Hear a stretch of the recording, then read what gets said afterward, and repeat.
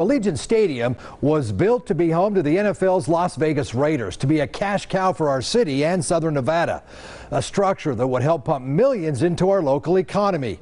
The state bet on the building and pledged $790 million, a bet that is all of Southern Nevada now watching very closely as COVID has crippled our tourism-based economy.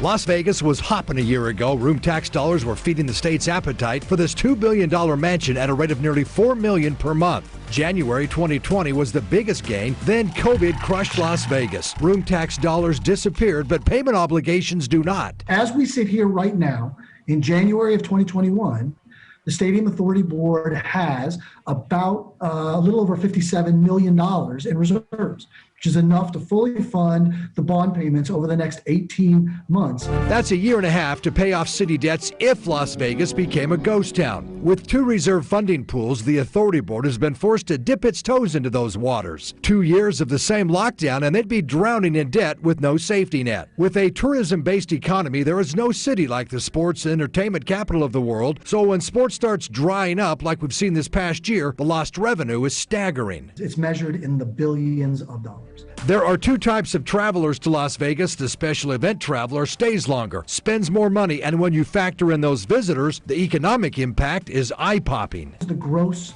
economic impact, and that's the total spend and everything that happens. And I'm telling you, I think that that's well in excess of $1 billion, probably approaching $2 billion.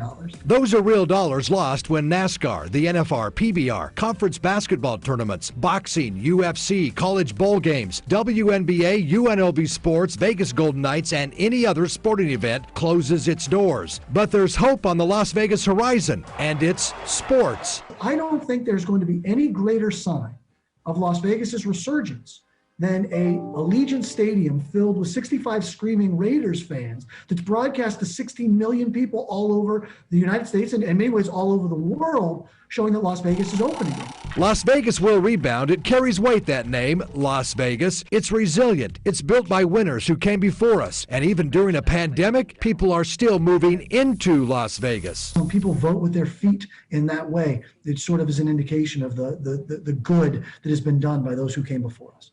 Place your bets, ladies and gentlemen. All right, now Jeremy did point out that if we're having the same conversation in terms of room tax dollars in 2 years, then we have a much bigger problem than funding a stadium in this community.